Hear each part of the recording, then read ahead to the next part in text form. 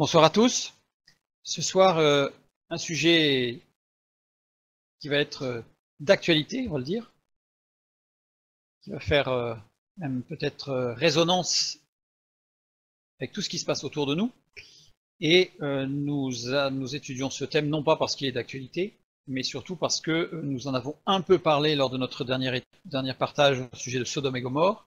Et donc, comme nous avons parlé un petit peu des bouleversements climatiques qu'il y a eu, je trouvais très intéressant de continuer sur la lancée, finir sur ce sujet. Donc le thème, comme titre, j'ai donné l'origine et l'histoire des fluctuations climatiques. Vaste programme. Le climat global de la Terre a évolué depuis que la Terre existe. Ça, je pense que tout le monde est d'accord. Avec de grandes variations rapides et soudaines, c'est ce que on nous dit souvent.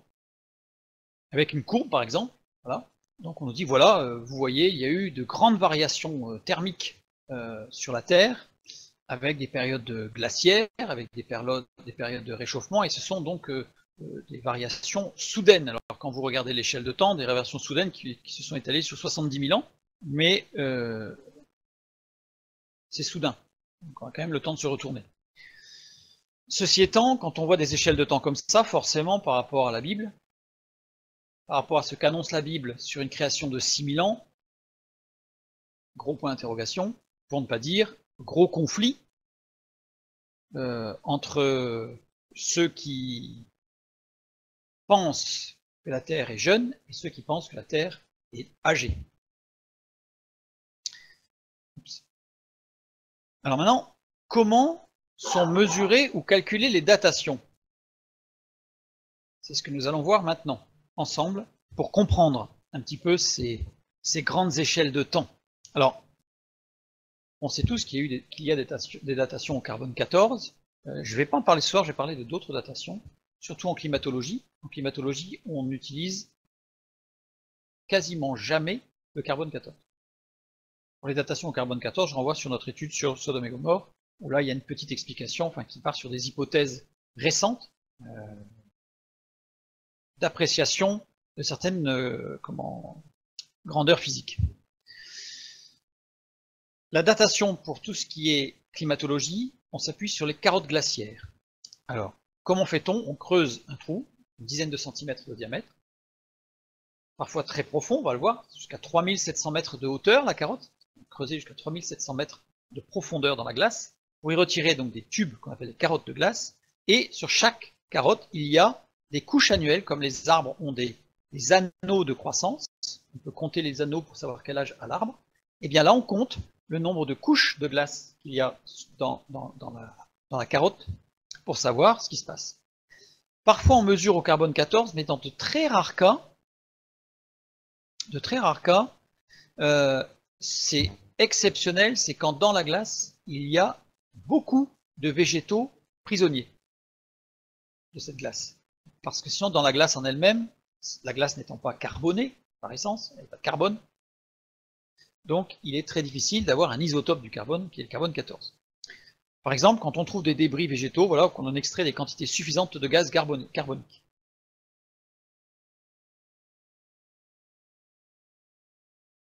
Totalement inapplicable au-delà de quelques dizaines de milliers d'années. C'est-à-dire que normalement, enfin, ce qui est donné dans les ouvrages d'utilisation du carbone 14, on considère qu'au-delà d'une datation de 5000 ans, les marges d'erreur sont tellement grandes qu'on ne peut pas utiliser le carbone 14. Alors comment est-ce que sont construits ces couches annuelles? En fait, l'été, les poussières sont plus abondantes dans la neige que l'hiver, donc ces poussières sont prisonnières de la glace l'été. Des poussières de toutes sortes de choses, de pollen, voilà, il y a plus de poussière dans l'air globalement. Donc pendant cette saison, les vents sont favorables au transport des poussières vers les pôles. On va pas voir un petit peu les circulations des vents, on va voir beaucoup de circulation aujourd'hui, mais pas les vents. C'est intéressant, mais pas ça. Et le comptage des couches annuelles est donc une méthode simple de datation. En fait, on a une couche sombre l'été, puisqu'elle est chargée en poussière, et une couche claire l'hiver, parce qu'il y a moins de poussière. Et donc l'alternance de couche claire, couche foncée, nous montre l'alternance des saisons été-hiver. Ça veut dire qu'on a en réalité 2 couches par an. Une pour la saison chaude, une pour la saison froide. En partant du principe qu'il y a eu 2 saisons dans l'année. Bon. De toute façon, si on considère qu'il n'y avait qu'une seule saison par année, on multiplie par 2 le temps. Alors, pourvu que l'accumulation de neige soit suffisante, évidemment, afin que la stratigraphie n'en soit pas détruite par l'action du vent. C'est-à-dire que si on imagine que pendant une période, il y a une couche très très fine de glace, si derrière il y a une tempête, il se peut que cette couche, elle saute. Donc on pourrait très bien imaginer se retrouver avec 2 couches sombres consécutives, par exemple, ou 2 couches claires consécutives. Ce qui serait le plus fréquent, d'ailleurs. Donc voilà, en tout cas, le principe même de la carotte glaciaire, c'est de compter le nombre de cernes. Tout à l'heure, on a donné des dates de moins 400 000, moins 800 000 ans. Alors, imaginez le nombre de cernes qu'il faut compter. Le forage le plus profond, c'est le forage de Vostok, en Antarctique, pôle sud. Vostok, c'est la ville la plus froide du monde. Enfin, la ville, c'est pas une ville. L'endroit où des êtres humains vivent, pour être plus précis, puisque cette température atteint l'hiver, peut atteindre jusqu'à moins 90 degrés. C'est en 2015 que le record a été battu à Vostok, puisqu'ils ont atteint, enfin c'est pas tout à fait moins 90, ils sont à moins 89,6 je crois, degrés en 2015. Donc, pour montrer que c'est un endroit où il fait très très froid. On va voir que d'ailleurs ça va être intéressant. Donc j'ai mis une petite carte pour montrer un petit peu le pôle sud, l'Antarctique. Et voilà comment ont été forés ce puits de... En 98, le relevé que j'avais ici, c'était 3623 mètres. Et en 2012, ils sont allés jusqu'à 3768 mètres. Voilà. Donc ils l'ont fait en plusieurs fois parce qu'ils se sont retrouvés bloqués face à des blocs rocheux ou des choses qu'ils ne pouvaient pas traverser où il n'y avait plus de glace, des blocs de cailloux. Ce qui fait qu'ils ont été obligés de décaler et de repercer pour aller jusqu'au plus profond possible, pour remonter dans le temps au niveau climat le plus loin possible. Comment sont mesurées ou calculées les datations? Alors là, j'ai un petit souci puisque tout est revenu, donc voilà, je remets comme ça. Ouf, voilà. Il n'y a aucun autre endroit sur Terre qui a été isolé pendant plus de 20 millions d'années. Ça, c'est une citation qu'on a retrouvée dans beaucoup de publications. Membre de responsable de l'équipe de l'expédition russe, du forage, qui a dit c'est extraordinaire, vous avez peut-être entendu parler, c'est à 3700 mètres, un peu plus, ils sont arrivés sur un lac, le lac de Vostok. Le lac de Vostok qui était un lac pur, et il y a eu des gros problèmes puisqu'ils voulaient prélever, mais il ne fallait pas souiller le lac. Donc il y a eu toute une histoire autour de ce forage du lac de Vostok, puisque c'est un lac qui est resté intact, entre guillemets, depuis, d'après les citations, 20 millions d'années. La mesure par comptage des couches annuelles, dont on a parlé tout à l'heure, y est impossible en raison du vent permanent balayant cette région. C'est-à-dire qu'en fait, on considère que le comptage des couches n'est pas fiable. Parce que c'est un endroit qui est énormément balayé par le vent. Donc on ne peut pas être absolument certain de la datation. On a des ordres de grandeur, parce qu'on a des couches. Hein. Sur 3700 mètres, c'est pas qu'une couche. Donc on a pu compter, mais c'est pas fiable à 100%. Voilà. Résultat, les données couvrent approximativement, c'est pour ça que c'est approximatif, à cause du climat sur place, 400 000 ans. Comment est-ce qu'on a obtenu 400 000 ans? On l'a obtenu par comparaison des couches sédimentaires marines de l'Arctique. En fait, on a considéré, on a mesuré les couches sédimentaires, donc plus dans la glace cette fois-ci, mais dans la terre, et on a comparé les couches et on s'est dit, ouais, on est à peu près à 400 000 ans. C'est très très aléatoire. Ce qui était très intéressant dans ce fameux lac de Vostok en dessous, c'est qu'il y a eu on a retrouvé des bactéries qui n'appartiennent à aucune classe connue de micro-organismes, donc on a des choses qui sont nouvelles pour nous. Et surtout, on a des cristaux géants ayant une taille de 5 à 6 mètres. Alors, comme ça, dit comme ça, on se dit, ouais, on va voir que ça a beaucoup d'importance. Sachant que quand on a des cristaux de glace qui dépassent, dans cette région, qui dépassent le millimètre, c'est déjà gros. On a des cristaux de glace qui font 10 cm, c'est énorme, et ceux-là, ils font 6 mètres.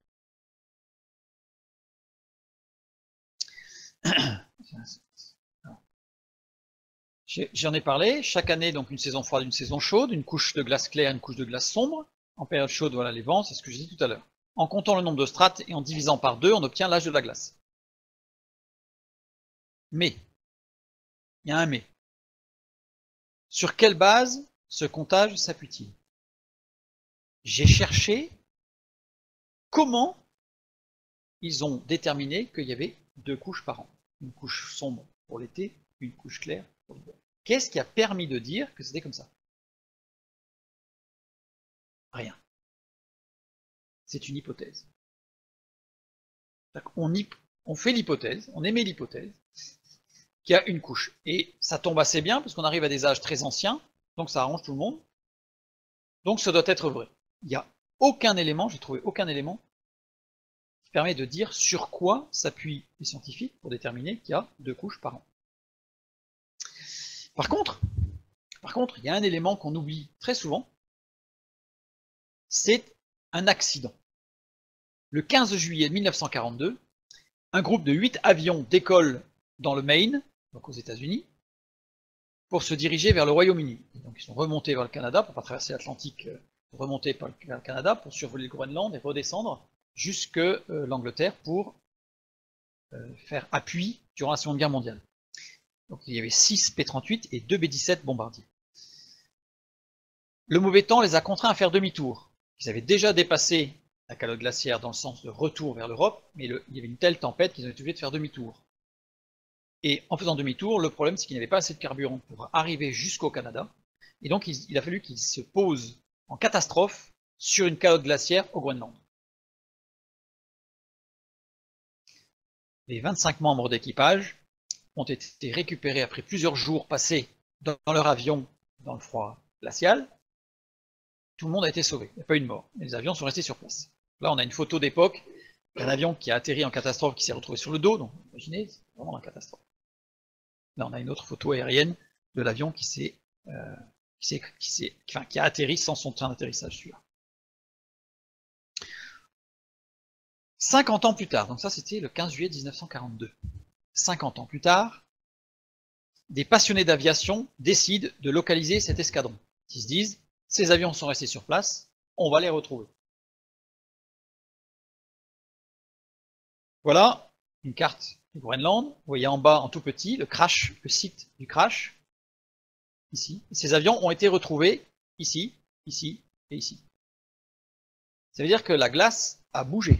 Ils sont retrouvés enfouis dans la glace et que par des mouvements de glace et de glaciers, ils sont déplacés parfois de plusieurs kilomètres. Donc, ils ont été retrouvés sous 80 mètres de glace. En 50 ans. Donc avec des sonars puissants, ils ont sondé toute cette zone, et ce sont par cercles concentriques qui sont allés de plus en plus loin pour les retrouver, parce qu'ils étaient à plusieurs kilomètres. Ça a duré quand même un certain temps. Ils les ont retrouvés à 80 mètres sous la glace. Ce qu'ils ont fait, c'est qu'ils ont fait fondre la glace pour former un tunnel jusqu'à l'avion, à la verticale. Ils ont fait un tube, donc ils ont fait fondre la glace sur 80 mètres pour pouvoir descendre jusqu'à l'avion. Voilà le tube. C'est en 1992. Puis, ils ont fait fondre tout autour de l'avion, toute la glace, pour faire comme une chambre sous 80 mètres de glace, pour pouvoir libérer l'avion. Là, voilà, alors ça c'est une photo en noir et blanc. Et ici. Voilà, donc c'est une chambre, c'est sous 80 mètres sous la glace. Ils ont fait tout fondre pour dégager l'avion. Voilà. Ensuite, ils ont démonté l'avion, parce qu'ils ne pouvaient pas le faire remonter en une seule pièce, donc ils ont démonté l'avion sous la glace. Voilà. Petit à petit, et ils ont remonté donc, les morceaux à la surface. Je dirais presque un travail titanesque. Ils étaient vraiment passionnés. Ils le voulaient, cet avion.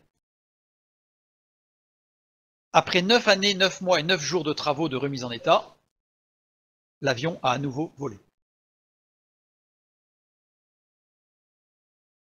Voilà une photo prise en 1941 de l'escadron. Il est là. Il a été renommé l'avion, hein, il a été rebaptisé Glacier Girl. Donc le voilà, le Glacier Girl, donc on ne voit pas très bien, hein. Et le voilà maintenant, donc, qui a volé, ça devait être un meeting en 1994 en Angleterre, mais je ne suis plus sûr. Ah bon, quand il a revolé. Oups. Il est intéressant de revenir sur le conduit vertical qui descendait à l'avion. On a fait un petit divergence, parce qu'il y avait quand même une histoire intéressante, c'était incroyable. Et donc voilà, donc on a le tunnel vertical qui nous conduit jusque là. L'avion s'est posé en catastrophe en 1942. Il a été retrouvé en 1992. Le tunnel a été creusé en 1992, c'est-à-dire vraiment 50 ans plus tard.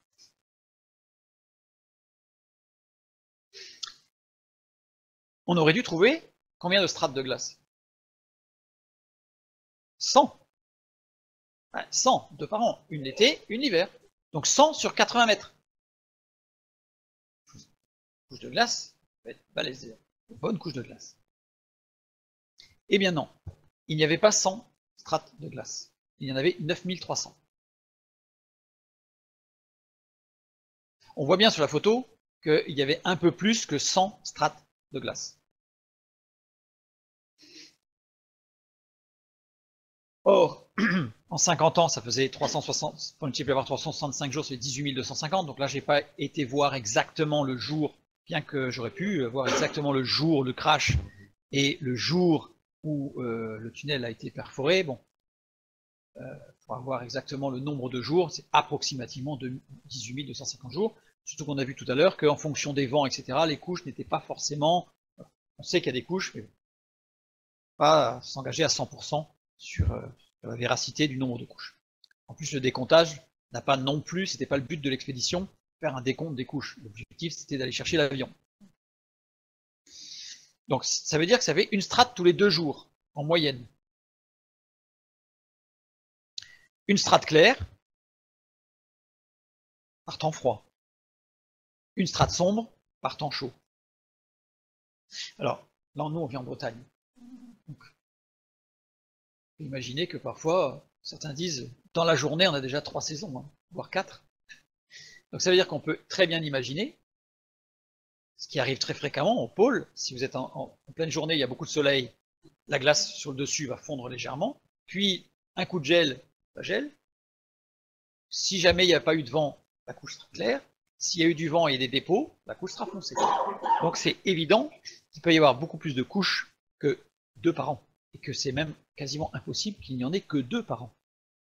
Pourquoi il n'y en aurait que 2 par an? Surtout que l'été s'arrête pas net, les vents s'arrêtent pas net, les poussières s'arrêtent pas net à la fin de l'été. Le jour, le soir, à 18h de la fin de l'été, les poussières, parce que c'est bien connu. Donc on voit bien qu'il y a un problème. En tout cas, là, on a bien montré la différence. Et là, j'ai pris un exemple. On peut très bien imaginer, ne serait-ce que l'alternance jour-nuit. Il fait toujours plus froid la nuit que le jour. Je reviens sur mes carottes glaciaires de Vostok. Et je ne prends plus l'hypothèse de 2 par an, mais je prends l'hypothèse de, en moyenne, une tous les 2 jours. Puisque là, je pars d'une hypothèse, non pas imaginaire, c'est du concret. Nous avons 3768 mètres. Donc là, j'ai fait juste un petit calcul pour voir la hauteur, la profondeur. Si je mets une hypothèse qu'avec 80 mètres, ça a mis 50 ans, combien de temps est-ce qu'il faut pour 3768 mètres? Il faut environ 2355 ans. Bon. Ça donne un âge très récent, en fait. Sachant qu'on est au pôle sud, donc cette comparaison n'est pas forcément justifiée, puisqu'au pôle sud, on sait qu'il fait beaucoup plus froid qu'au pôle nord. Maintenant, par contre, les strates, là, c'est déjà plus plausible, parce que les strates vont changer en épaisseur en fonction des températures, en fonction de l'hygrométrie, en fonction d'un tas de choses. Donc, si je prends 800 000 strates, qui étaient normalement prévues pour une l'été, une l'hiver, puisqu'on est remonté jusqu'à 400 000 ans, donc ça veut dire 800 000 strates, approximativement. Avec une strate tous les 2 jours, j'obtiens environ 1 600 000 jours. C'est-à-dire 4384 ans. Moins 2012, voilà, c'est en 2012 en fait que le tunnel a été terminé. Les avions ont été retrouvés en 1992, Et il me semble que c'est en 2012, donc ça faisait même 60 ans. Donc les décomptes sont approximatifs de toute façon. Ça nous amène à 2372 avant Jésus-Christ. Approximativement.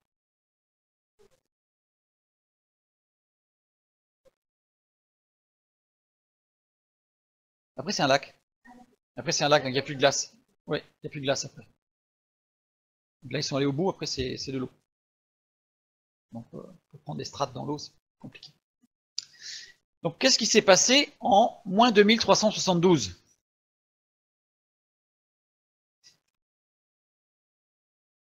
Le déluge. Le déluge.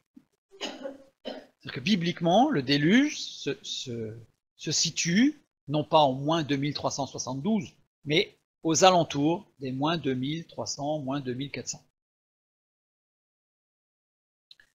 Que nous dit la Bible sur le déluge? Avant le déluge, la terre était verticale sur son axe, elle n'était pas inclinée, elle était verticale sur son axe. La Bible nous dit qu'il n'y avait qu'un seul continent et un seul océan. Ce continent, dans la parole de Dieu, c'est l'Éden. Souvent, les gens pensent que l'Éden, c'est le jardin d'Éden. Non, le jardin d'Éden, c'est le jardin qui était dans l'Éden. Et il est bien dit qu'il y a un fleuve qui coulait dans l'Éden et qui rentrait dans le jardin d'Éden. L'Éden, c'était le continent unique.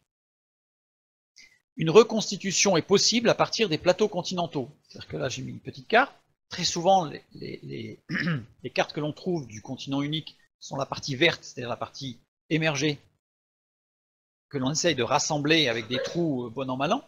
Par contre, si on prend en considération non pas la partie émergée, mais la partie des plateaux continentaux, c'est-à-dire que la partie n'est pas très profonde, qui fait quelques centaines de mètres maximum sous le niveau de la mer, après quoi il y a les fosses, qui descendent très très profondément, c'est la partie bleu foncé. Là, à ce moment-là, ça se rassemble beaucoup mieux, ça s'emboîte, je dirais, presque parfaitement, et on obtient à ce moment-là un continent qui a cette forme-là. C'est-à-dire une sorte de rosace à 8 pétales. Comment? Ce qui est jaune, c'est les plateaux continentaux. Tout ça, c'était du sec. Tout ça, c'est tout ce qui est marron et jaune, c'était du sec. Puisque on sait que les niveaux de la mer n'étaient pas la même. Bon là, il y a toute l'étude sur le déluge, hein, sur laquelle je renvoie pour avoir plus d'informations. Non, la Terre n'est pas plus petite. Non. Ça, c'est une théorie d'un Russe qui dit que la Terre, elle a grossi. Et c'est en grossissant que les continents se sont écartés les uns des autres. Non, en fait, on voit bien qu'un point de vue énergétique, ça pose un énorme problème. Si on considère que la Terre a grossi, c'est une théorie du début du XXe siècle, donc en expansion la Terre, hein. Donc, et d'ailleurs on a extrapolé en disant c'est l'univers est en expansion, et ça veut dire qu'en fait les planètes ne s'éloignent pas les unes des autres, mais qu'elles grossissent, enfin, tout grossit en fait, comme si on faisait sur un logiciel, on prend le coin de la fenêtre et hop, on élargit tout et tout grossit. Ça marche pas d'un point de vue énergétique, je ferme ma parenthèse. Donc en tout cas la Terre avec un continent unique, ça va être très important. Les géologues nous apprennent que cet océan était chaud et de faible profondeur. C'est-à-dire que tout l'océan faisait 300 mètres maximum de profondeur à l'époque. C'est important parce que ça veut dire que jusqu'à 250, allez 300 mètres maximum, la lumière pénètre. Tout autour, parce que là j'ai mis la Terre en face de nous. L'autre partie du globe, c'est que la mer. Non, c'est pas moitié-moitié, il y a beaucoup plus d'océan que d'eau que de terre. Là, on n'est que sur une face du globe, en fait. Tout l'autre côté, c'est que de l'eau. Oui, il n'y a qu'un seul continent, il n'y a pas d'autre terre ailleurs. Il n'y a que de l'eau derrière. Il y a 80% d'eau, hein. Bon, là, avec les plateaux continentaux, on sera un peu moins de 80% d'eau. On sera plutôt aux alentours des 70, 65, 70% de surface d'eau. Mais là, je renvoie vers l'étude sur le déluge pour voir les volumes d'eau et tout ça, tout a été calculé pour montrer ce que ça donne. Ce que je veux montrer, c'est comment c'était avant le déluge, comment c'était après le déluge. Toute la Terre était comme dans une serre en raison d'une épaisse couche nuageuse sur toute la Terre. Et la voûte céleste, donc une voûte, une épaisse couche nuageuse tout autour de la Terre, qui faisait que la Terre, les habitants de la Terre, n'ont jamais vu le soleil, ils ont vu le jour et la nuit, comme nous quand c'est très nuageux, il fait jour, il fait nuit, mais on ne voit pas le soleil. Donc ils n'ont vu le soleil qu'après le déluge. L'une des preuves, c'est que l'arc-en-ciel, il n'y en avait pas eu avant. Or, même s'il ne pleuvait pas, le fait de tout simplement d'arroser et de faire tomber de l'eau, ça crée une diffraction de la lumière, donc on a un petit arc-en-ciel, entre guillemets. Or, il n'y en avait pas avant, donc ça veut dire que le soleil ne perçait pas. Et c'est un climat tropical sur toute la planète. Ce que l'on sait, parce que là où on a fait des forages, par exemple même au pôle sud, on a retrouvé sur la Terre du pôle sud, le pôle sud c'est un continent, c'est la Terre, on a retrouvé des forêts tropicales sous la glace. Ça veut dire que le climat était bien tropical sur toute la Terre. Et donc, avant le déluge, il ne pleuvait pas. La Bible nous dit qu'il ne pleuvait pas. L'arrosage s'effectuait par la rosée du matin. Le matin, la différence de température entre le sol et l'air faisait que la rosée, la fraîche, montait et arrosait la terre. Il y avait un fleuve qui arrosait la terre et qui entrait dans le jardin d'Éden. Non, voilà, tout se faisait naturellement, il n'y a pas besoin d'arroser. Ce fleuve se divisait en 4 bras, Genèse chapitre 2, verset 10, tout ça, ça pourrait être étudié, c'est très intéressant, mais ce n'est pas le sujet de ce soir. Et le climat était tropical sur toute la terre, donc chaud et humide. Après le déluge, la terre s'est inclinée sur son axe et elle s'est retrouvée en précession. Précession, ça veut dire que non seulement elle est inclinée, mais qu'elle varie sur son axe en permanence. C'est-à-dire qu'en fait, elle n'est pas stable. D'ailleurs, la parole de Dieu sur l'étude sur le déluge, je le montre. La parole de Dieu nous montre que Dieu a établi la lune en prévision justement de cette instabilité terrestre, et on sait aujourd'hui que c'est la lune qui maintient la terre dans cet équilibre. S'il n'y avait pas eu la lune, la terre se serait effondrée lors du déluge, par les mouvements de masse en fait énormes, qui a modifié son centre de gravité et qui a fait basculer la Terre sur son axe. Ça se trouve au psaume 104, je crois. La croûte terrestre s'est déchirée, les plaques continentales, il y a une faute, plaques continentales avec un S, se sont formées et se sont enfoncées pour ressortir un an plus tard, formant les continents actuels. C'est ce que nous dit la Bible. Continents actuels, donc la carte que nous avons vue tout à l'heure. Voilà. Tous les continents sont restés reliés durant 129 ans. C'est-à-dire que la Bible nous dit que il y avait des isthmes, c'est-à-dire qu'on pouvait passer toutes les Philippines, la Nouvelle-Zélande, l'Océanie d'une façon générale était en surface, il y avait toute une partie surface, c'est-à-dire que on va dire que la partie, quasiment toute la partie bleue foncée, bleu marine, était émergée à l'époque. C'est 129 ans après la fin du déluge que cette partie-là s'est trouvée immergée. Ça, c'est dans la Bible. Voilà. Donc c'est ce qui explique que la Terre a pu être entièrement repeuplée, puisqu'en 129 ans, en fait, les gens ont pu se disperser, puisqu'il y a eu la tour de Babel, entre-temps. Les gens se sont dispersés, les animaux se sont dispersés, et on retrouve, en fait, la dispersion complète. Sur tous les continents, même les continents qui sont complètement isolés des autres, comme l'Océanie, par exemple.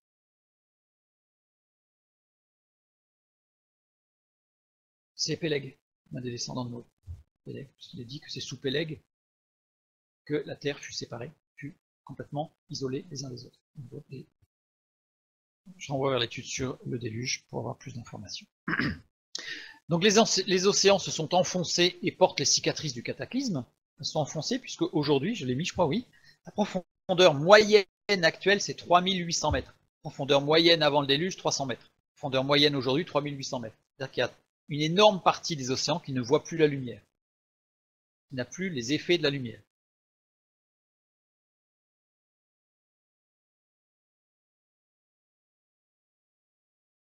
Le soleil atteint la surface de la Terre et des océans. Avant, ce n'était pas le cas. Donc après le déluge, le soleil atteint la surface de la Terre et les océans. Ça va être très important pour le climat, ça va être fondamental. Et il pleut sur la Terre pour la première fois. C'est pas pendant le déluge. Les écluses se sont ouvertes au début du déluge. C'est la première fois qu'il a plu. Et ensuite, le cycle de l'eau a été établi. Et on le voit dans certains passages de la parole de Dieu qui nous explique totalement le cycle de l'eau, c'est-à-dire évaporation des océans et des rivières, montée, nuages, pluie sur le continent, ruissellement, rivière, océan, etc. Donc le cycle de l'eau. Le climat est devenu saisonnier avec une période de grand froid. Dans la parole, on voit que le climat est devenu saisonnier, les saisons. Alors pour les écluses d'en bas, je renvoie vers l'étude sur le déluge parce que ce serait un peu long. C'est de l'eau qui est toujours d'ailleurs, mais qui était coincée en fait dans une roche particulière qu'on appelle la serpentinine et qui était imbibée d'eau et qui l'est encore aujourd'hui puisqu'on considère qu'il y a plusieurs fois le volume des océans coincés sous la terre dans de la serpentinine. Voilà. Dans la parenthèse, allez voir l'étude sur le déluge pour toutes les informations. Donc ça, on a vu ce qui s'est passé en fait avant, après le déluge. Donc d'un point de vue climatologique, on voit qu'il y a quand même un énorme bouleversement. La Bible parle-t-elle des origines du changement climatique? Oui, forcément, oui. On va un petit peu regarder, on va un petit peu décortiquer un verset biblique, parce qu'il y en a plusieurs qui parlent des changements climatiques. Là, j'en ai pris un parce qu'il me semble très pertinent. Psaume 136, versets 8 et 9. Le soleil pour présider au jour, j'ai enlevé entre crochets, car sa miséricorde durera toujours, pour laisser ce qui nous intéresse ce soir. Donc le soleil pour présider au jour, la lune et les étoiles pour présider à la nuit. Présider. Ce verbe présider, c'est memshelet. Memshelet, qui veut dire réguler, gouverner. Soleil pour réguler, gouverner le jour. On le comprend comme étant une métaphore, c'est le soleil qui nous permet d'avoir le jour. Ce verbe est utilisé 3 fois dans la parole de Dieu. Une fois dans le psaume 136 ici, et 2 fois en Genèse 1,16. Il est parlé que Dieu créa les grands luminaires pour présider au jour et présider à la nuit. Sachant qu'ici, à la fin de ce verbe, on a la lettre tav, qui détermine une action de résistance et de protection. Donc il y a une sorte, le sens de ce verbe, c'est que c'est une gouvernance, c'est pour régler, pour gouverner, avec une idée de protection et de résistance. Alors, je vous dis, ce verset-là, j'ai mis très longtemps à le comprendre, parce que quand je l'ai lu la première fois avec ces mots, j'arrivais pas à comprendre ce que cela voulait dire en fait. Ce que vous allez voir, c'est précis. La lune et les étoiles. Le mot étoile, kovkab, qui veut dire étoile. Pas de souci. Donc, il s'agit bien des étoiles. Et là, pour présider à la nuit, même chez Loft, il y a une lettre en plus. C'est d'un apax. Ça veut dire que du fait qu'il a une lettre en plus, ce verbe est employé que là. Donc j'ai regardé pourquoi cette lettre en plus, et le fait d'avoir vav tav, finir le mot, c'est une action sous contrainte. Quelque chose qui est sous contrainte, quelque chose qui est contraint d'eux, qui doit obéir. Donc ça veut dire que la lune et les étoiles gouvernent, président en obéissant à. En obéissant à quoi? À qui? Et le mot nuit, la yil, signifie nuit, d'accord, mais signifie aussi saison. Elle a les deux sens. Comment savoir s'il s'agit de la nuit ou des saisons? Tout simplement en regardant le mot jour, en opposition au mot nuit. Ce mot jour, ba yov. Il y a une particularité, puisque normalement ça s'écrit yod, vav, meim, yom, yom, jour, yom. Comme dans Genèse 1, jour, les 7 jours de la création, qui sont des jours de 24 heures d'ailleurs, mais des jours. La création n'ont pas des grandes périodes. Or là, c'est écrit avec le beit, il est pointé, il y a un point au milieu, le yod il est pointé, et après yod, meim. Curieux. Pour insister sur la durée de la journée de 24 heures. C'est-à-dire que ce mot Bab, Yom, tel qu'il est écrit là, ne désigne pas la partie ensoleillée des 24 heures que nous pouvons connaître, mais désigne la journée, y compris la nuit. Vous voyez? Insiste sur la partie, pas forcément ensoleillée, mais sur la journée complète. Donc insiste sur la durée du jour. Du coup, j'en ai conclu qu'en opposition, c'était pas la nuit, c'était forcément les saisons. Puisque le soleil, il est parlé sur le soleil permet de réguler l'ensemble des 24 heures. Or, on sait bien que le soleil, il ne brille pas la nuit. On sait, enfin, en tout cas, oui, pas toujours au même endroit, mais on sait que voilà, pas 24 heures à briller tout autour du soleil, de la Terre. Donc, ça concerne les saisons. Donc ça veut dire que pour la Bible, le contrôle des saisons se fait via le soleil, qui résiste et protège, la lune et les étoiles qui agissent sous contrainte. Si je prends le sens de ce verset, c'est ce que j'ai, de ces deux versets, 8 et 9. C'est pour ça que je vous dis, pendant longtemps, j'arrivais pas à saisir, me dire, mais qu'est-ce qu'il y a derrière tout ça? Parce que c'est quand même très précis. Et donc, c'est le contrôle des saisons se fait via le soleil qui résiste et protège et la lune et les étoiles qui agissent sous contrainte. Un autre verset, Job 28, 25 et 26. Quand il régla le poids du vent, et qu'il fixa la mesure des eaux, quand il donna des lois à la pluie, et qu'il traça la route de l'éclair et du tonnerre. Ça parle de Dieu, quand il a tout établi. Quand il régla, la soft, qui veut dire, c'est pas quand il régla, mais ça veut dire pour faire. Il y a un but. Pour faire quelque chose. Et si je prends ensuite, il faut que je mette ça dans le bon ordre. Pour faire du vent le poids. Pas de virgule. Il n'y a pas de séparation, la phrase elle continue, il n'y a pas de virgule là. Il n'y a pas et qu'il, et que. Et si je remets dans l'ordre, c'est voilà. Pour faire du vent le poids, des eaux, il fixa la mesure. Du coup, ça devient difficilement compréhensible. Du vent, le poids. Donc j'ai enlevé le et que, c'est pour ça qu'il y a un trou. Le et que qu'il n'y a pas, je l'ai enlevé, qui ne me perturbe pas. Donc, pour faire l'arwarf, écrit avec une particularité, c'est que là aussi c'est très spécial, le vav est pointé, ça veut dire qu'en fait il est doublé.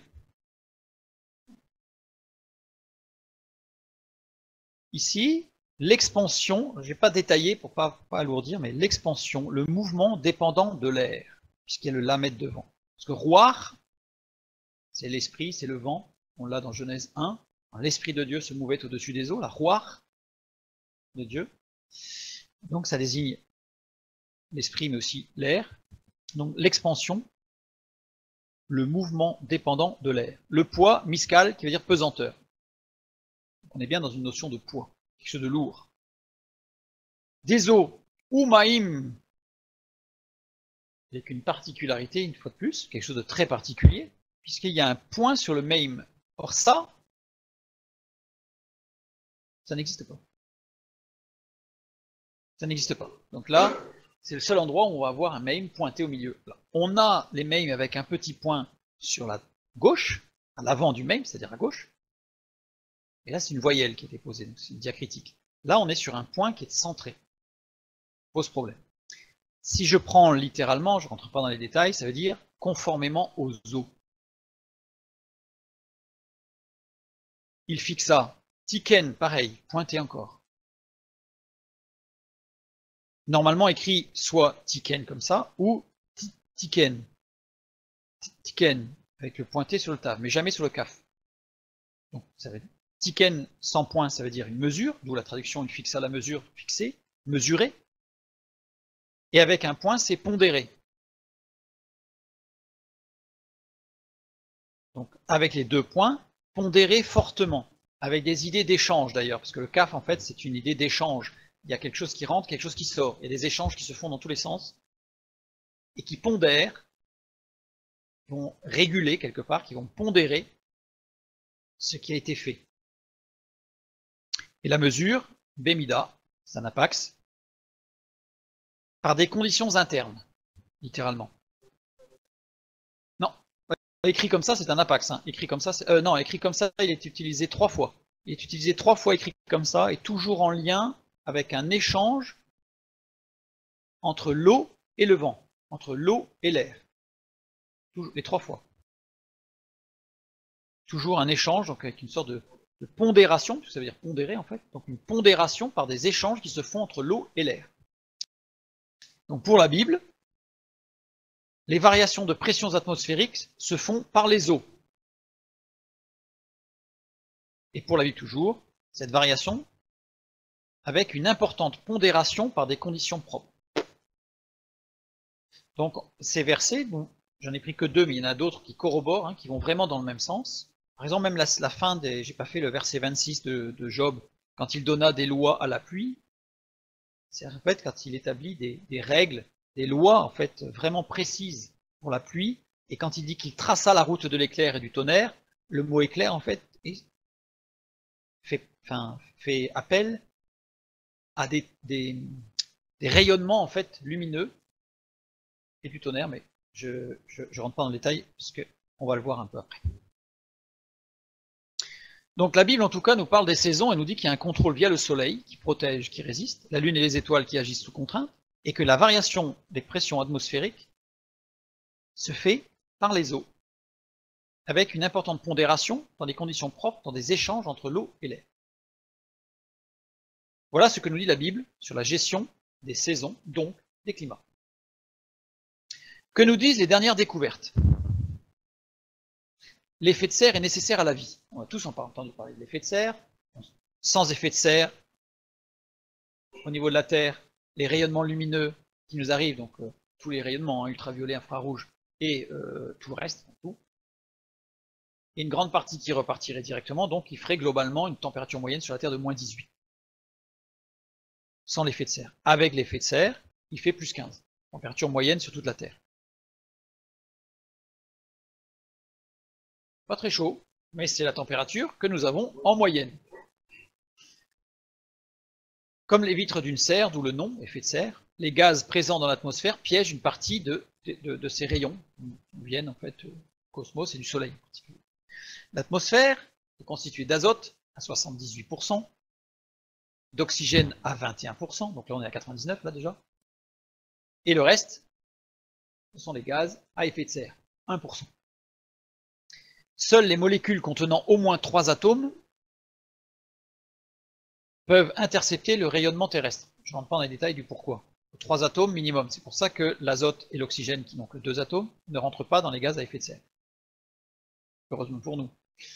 Et donc on a le diazote et le dioxygène n'interviennent pas dans l'effet de serre parce qu'ils n'ont que 2 atomes. Les gaz à effet de serre. La vapeur d'eau, H2O, 3 atomes, qui composent 0,3% de l'atmosphère. Le dioxyde de carbone, le fameux dioxyde de carbone, CO2, qui représente 0,036% de l'atmosphère. Ensuite, le méthane, CH4, qui représente 0,00018% de l'atmosphère. Le protoxyde d'azote, N2O, toujours 3 atomes, qui représente 0,00003%. L'ozone, O3, etc. Après, c'est des pouillèmes. C'est quasiment inexistant, mais ça fait partie, ils font partie des gaz à effet de serre. Le plus influent, évidemment, c'est la vapeur d'eau, puisque c'est ce qui est le plus, c'est 10 fois plus que le dioxyde de carbone. L'eau, 100% naturelle. En fait, l'homme ne rejette pas d'eau, même s'il y a des cheminées avec des usines où il y a des vapeurs d'eau, il y a des avions qui font de la vapeur d'eau, c'est négligeable par rapport aux volumes colossaux qui sont déplacés par les mouvements naturels. Le dioxyde de carbone, le CO2, il est à 97% naturel. Certains, et en particulier ceux qui sont très alarmistes au niveau du réchauffement climatique, affirment qu'il y en a 95% naturel et 5% ce qu'on appelle anthropique, c'est-à-dire produit par l'homme, alors que d'autres affirment que c'est plutôt 3%. Oui, produit anthropique, c'est-à-dire produit par l'homme d'une façon indirecte ou directe. Par exemple, les industries, le pétrole, voilà. Aujourd'hui, tous les projecteurs sont rivés sur le dioxyde de carbone. Partout, on nous dit que le dioxyde de carbone fait que la Terre est en train de s'enflammer, on entend même ça devenir une fournaise à cause du dioxyde de carbone libéré par l'homme. On va en revenir juste un petit peu plus tard. Mais l'élément prépondérant est l'eau des nuages. Voilà, c'est la vapeur d'eau.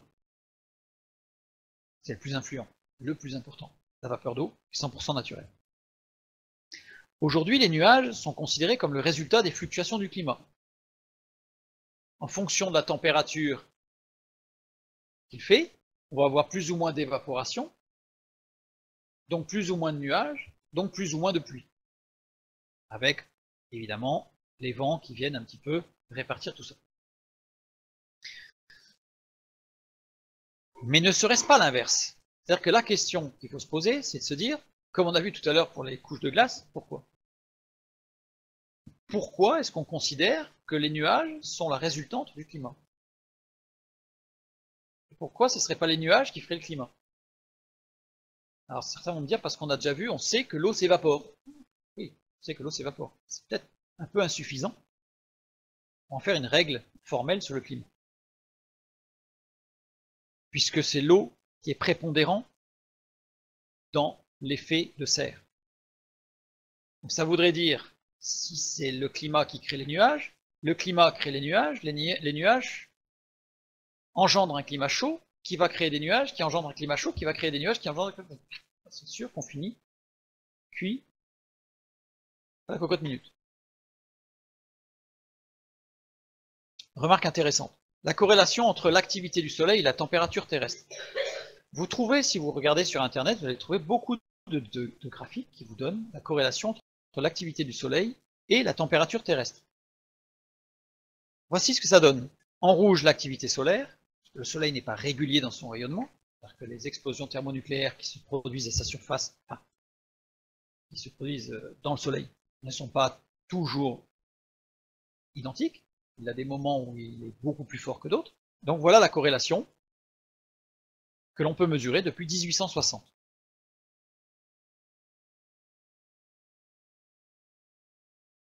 On a une corrélation quasiment parfaite, sur plus d'un siècle.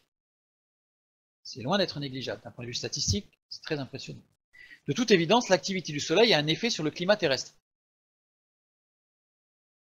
Évident. Ou alors, on considère que parce qu'on dégage du CO2, il fait plus chaud sur la Terre, et parce qu'il fait plus chaud sur la Terre, le Soleil brille plus. Comme il y a un lien de cause à effet, il est dans un sens ou il est dans l'autre. Il est certain que si j'annonce aujourd'hui que parce que je prends ma voiture qui dégage du CO2, le Soleil va briller plus fort demain, je pense qu'on va rigoler. Donc on voit bien que le lien de cause à effet, il est forcément dans un sens et pas dans l'autre. Ou alors le climat terrestre a un effet sur l'activité du Soleil. Évidemment, non. Mais comment? Comment l'activité solaire intervient-elle sur le climat terrestre? Par le même effet que celui produit dans une chambre à brouillard. Ceux qui ne connaissent pas la chambre à brouillard, je vais en parler rapidement. Dans une chambre, dans une boîte, une grande boîte, l'air est sursaturé en vapeur d'eau. C'est-à-dire qu'en fait, on sursature l'air d'une chambre en vapeur d'eau. Et ensuite, on observe. Et on observe que les rayons cosmiques qui traversent la chambre, non, les rayons cosmiques, c'est les flux de noyaux atomiques et de particules à haute énergie provenant d'astres stellaires. Protons, neutrons, électrons, neutrinos, muons, etc. Ce sont des particules qui nous bombardent en permanence de l'univers. En permanence. Donc des particules à très haute énergie. D'ailleurs, certaines comme le muon, je crois que c'est le muon, interagit avec l'ADN d'ailleurs. On ne sait pas trop ce que ça fait, mais on sait qu'il interagit. Et donc il nous traverse de part en part en fait, il nous fait des petits trous. Le neutrino en particulier aussi, mais les autres aussi. C'est une expérience qui est faite très régulièrement. Non, n'importe où.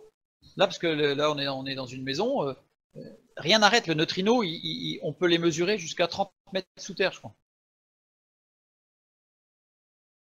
Donc rien ne les arrête. Ils sont à très haute énergie, sont très petits, donc ils traversent. Et dans ces chambres, chambres à brouillard, sursaturées de vapeur d'eau, eh bien, apparaissent, quand on observe, on voit les traînées des neutrinos. C'est comme ça d'ailleurs avec de l'eau lourde qu'on appelle, que l'on peut mesurer le rayonnement cosmique, en particulier les neutrinos. Donc apparaissent des gouttelettes qui forment de petits nuages. Donc dans cette air sursaturé, on voit les traits. Donc on visualise les particules à haute énergie qui nous viennent des rayonnements cosmiques par la formation de petits nuages dans cette chambre.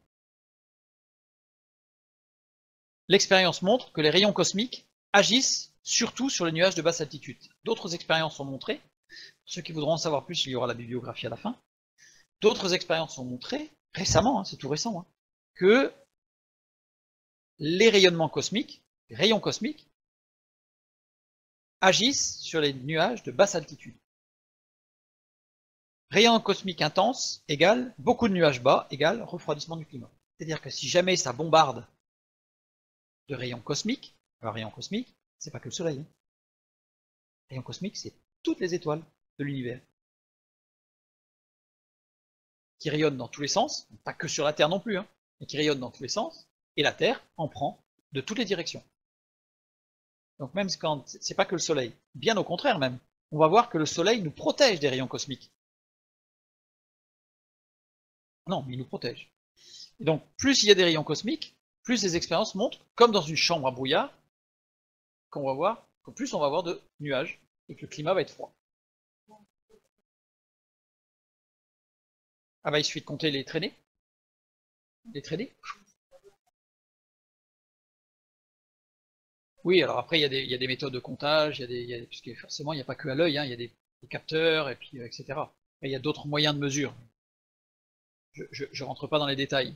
Ceux que ça intéresse, vous prenez chambre à bulles, ou vous prenez neutrinos, comptage des neutrinos, ou rayons cosmiques, et vous allez avoir énormément d'informations sur la mesure des rayons cosmiques qui nous traversent en permanence. Ce qui rejoint d'ailleurs ce que dit un psaume quand il est dit que les étoiles et la lune chantent, littéralement c'est émettent des rayons, et donc oui, ils émettent. Et que aujourd'hui, on considère que si ce rayonnement cosmique s'arrêtait net dans l'univers pendant une fraction de seconde, l'univers s'effondre. C'est ce que dit la parole de Dieu, puisqu'en fait elle dit que l'univers se tient par le chant des étoiles. Voilà. Et donc un rayon cosmique faible entraîne peu de nuages, et donc un réchauffement climatique. Ouais, c'est pas intuitif. Je vois des gens qui froncent les sourcils. C'est pas intuitif. Mais les expériences montrent que s'il y a peu de nuages bas, je parle des nuages bas, hein, je parle pas des nuages en haute altitude, je parle des nuages en basse altitude.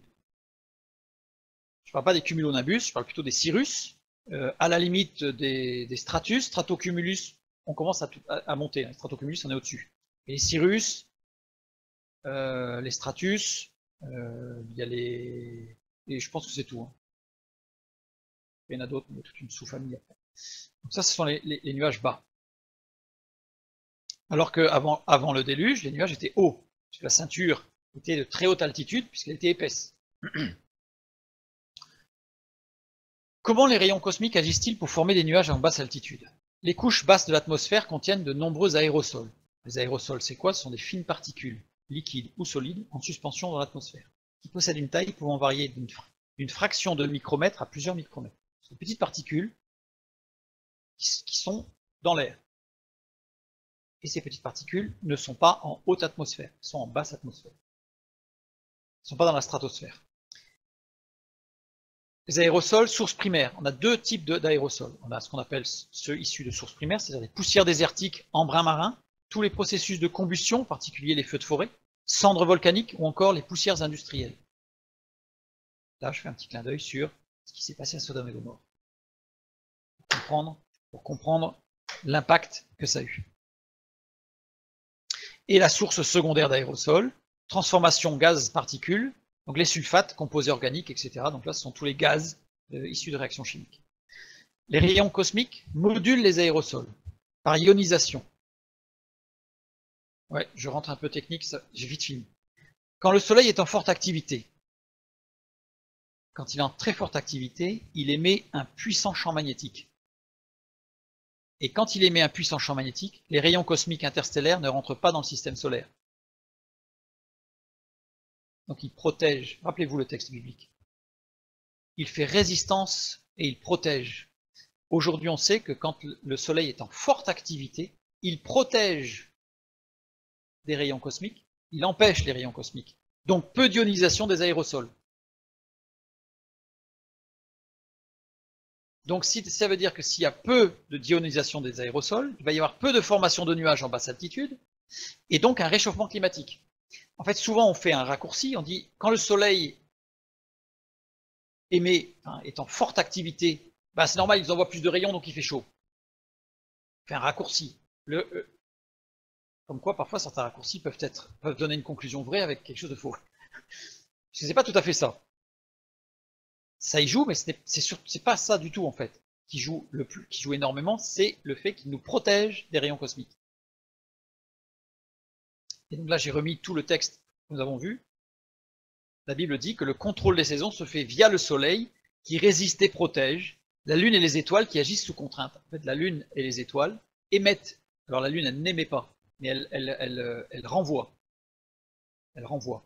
Et les étoiles qui brillent, elles, eh bien, elles agissent sous contrainte, puisqu'en fait, elles sont dépendantes de l'activité du Soleil, dans le sens, non pas dans le sens de leur activité nucléaire propre, mais dans le sens de leur émission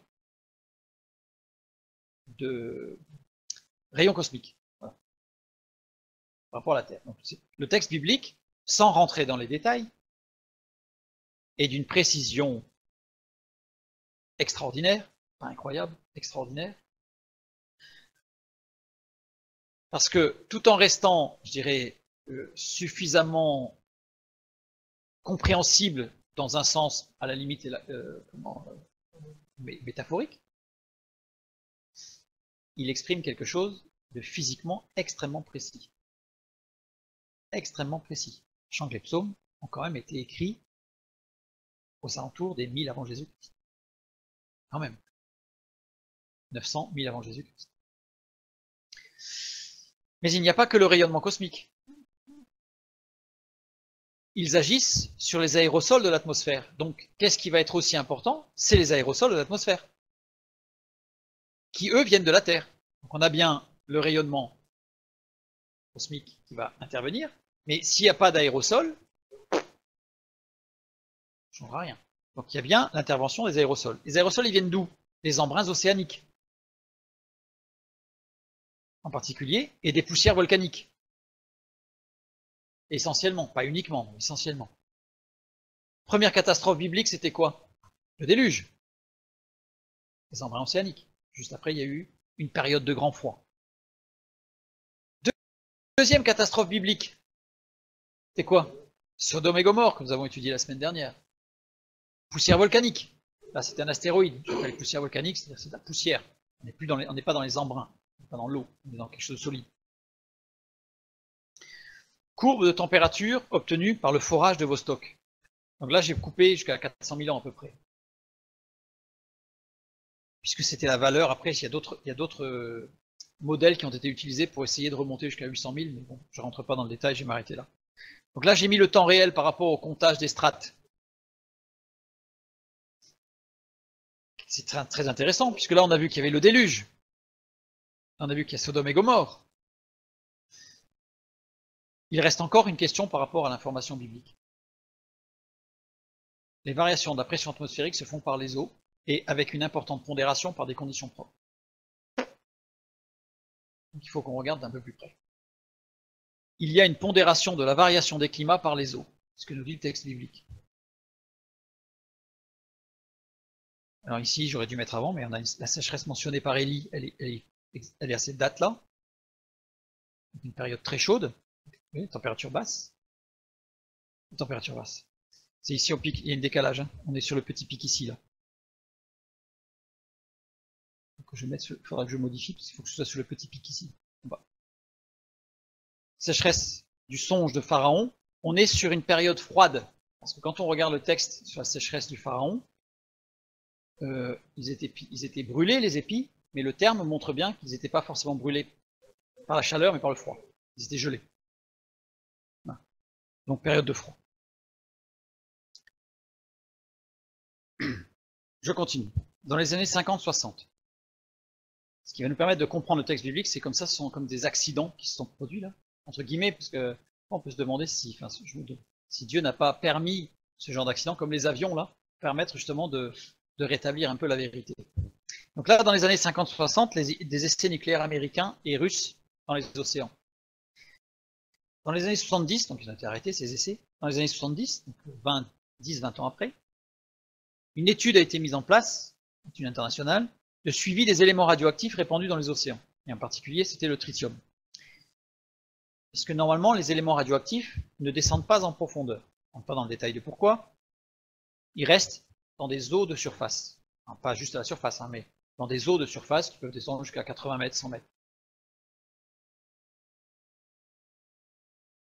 Sauf dans l'Atlantique Nord, où les mesures ont montré que le tritium descendait jusqu'à 3000 mètres.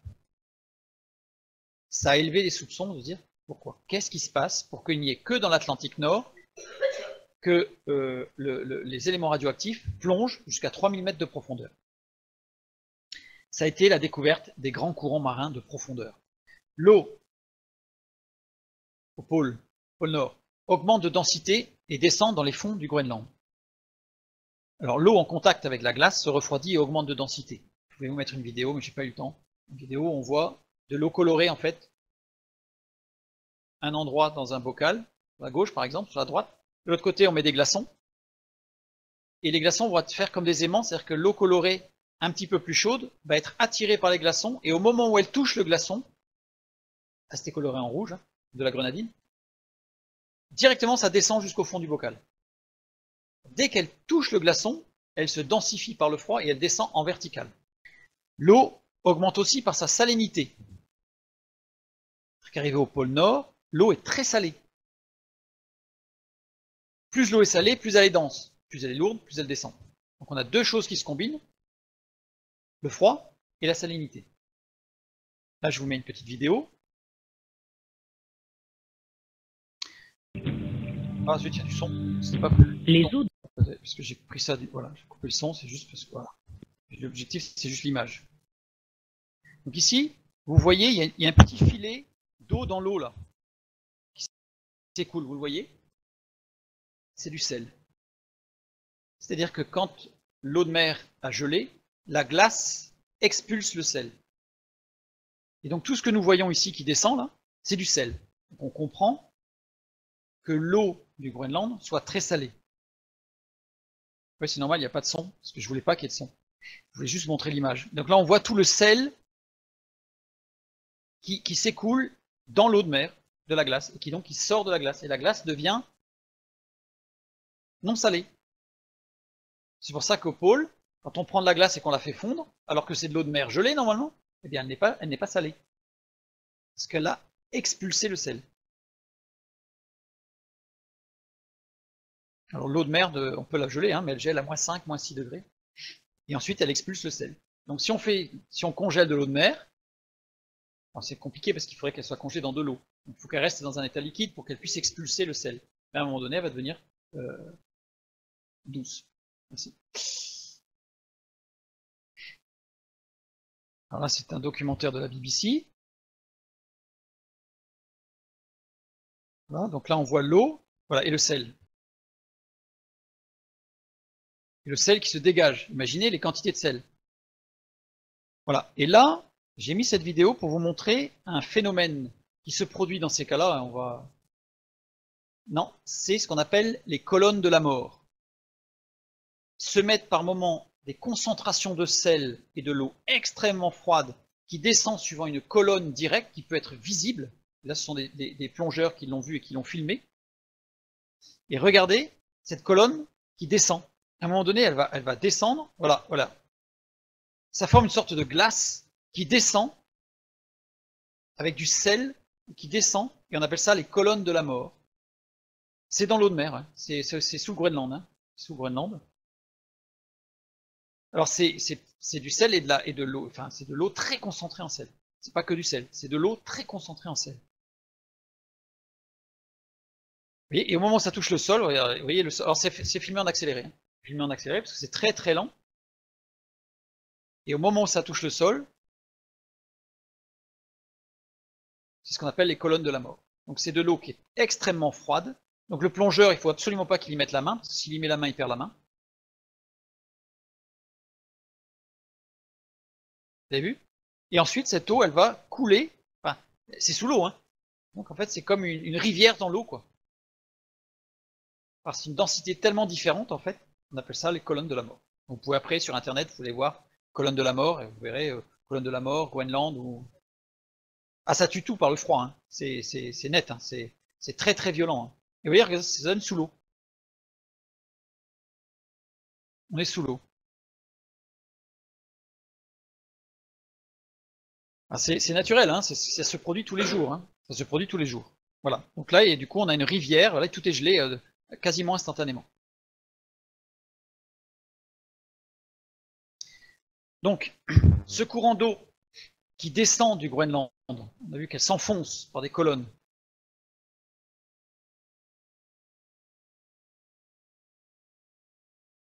J'ai mis une petite vidéo pour faire... Ça fait penser à de la lave, oui c'est vrai, ça fait penser à de la lave un peu. Hein. Voilà. Donc, sous forme de colonnes d'eau, ces colonnes d'eau forment entre 1 et 100 km de diamètre. Alors, pas les colonnes de la mort. Hein. Les colonnes de la mort sont des petites colonnes, c'est des choses qui font quelques dizaines de centimètres de diamètre. Mais ces colonnes d'eau qui descendent à cause de la salinité et du froid descend jusqu'à 100 km de diamètre. C'est énorme, hein. Et donc ça descend dans les fonds.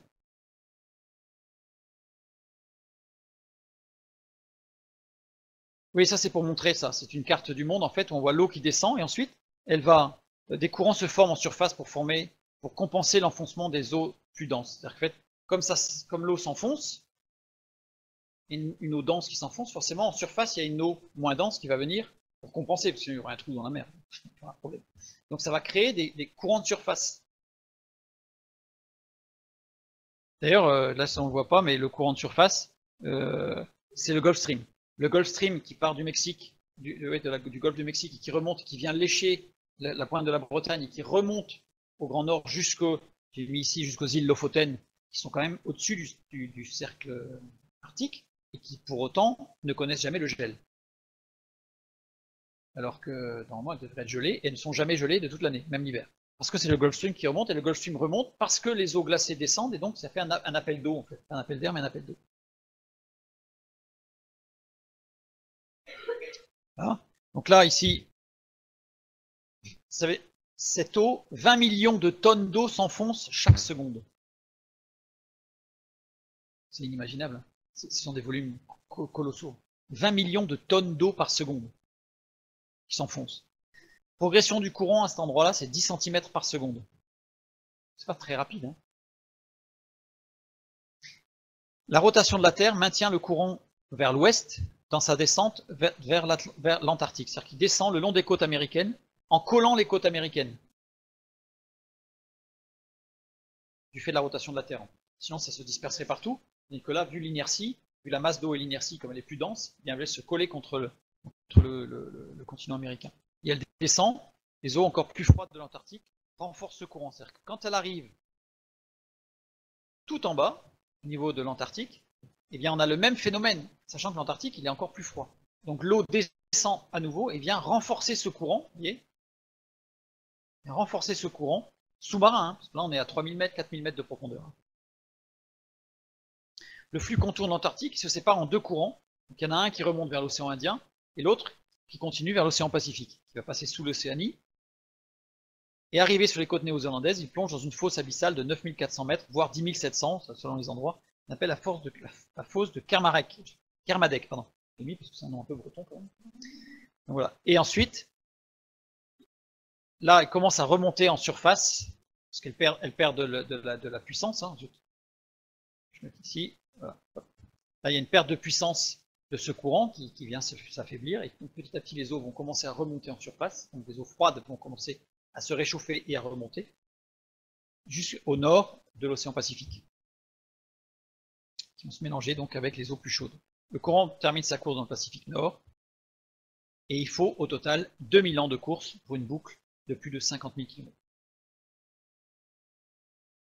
2000 ans.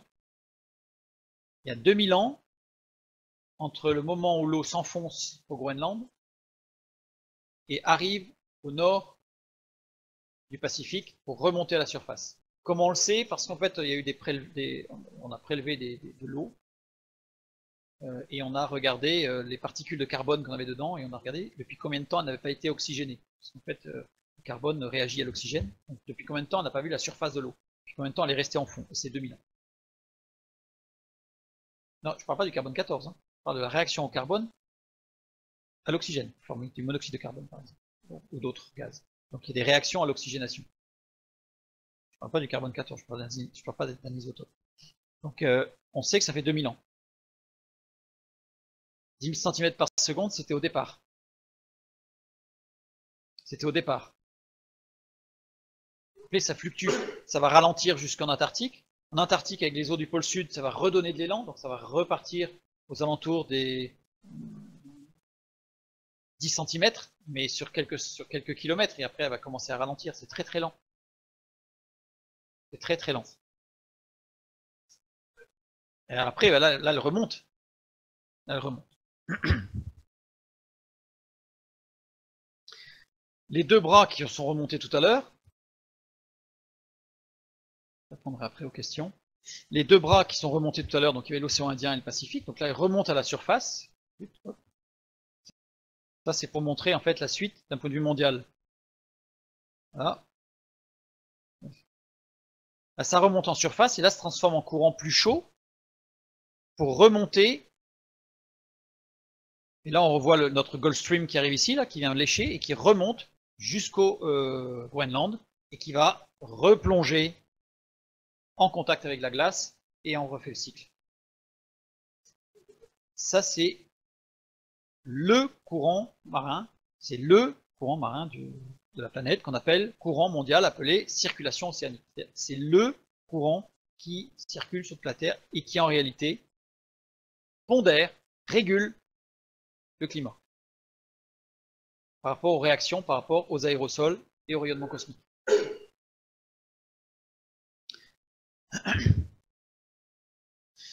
La circulation océanique, donc ce courant-là, est un immense régulateur thermique pour la Terre. En entraînant les eaux tropicales chaudes vers le nord, elle permet de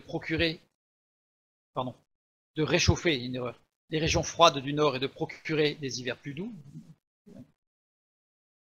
C'est dans le bon sens.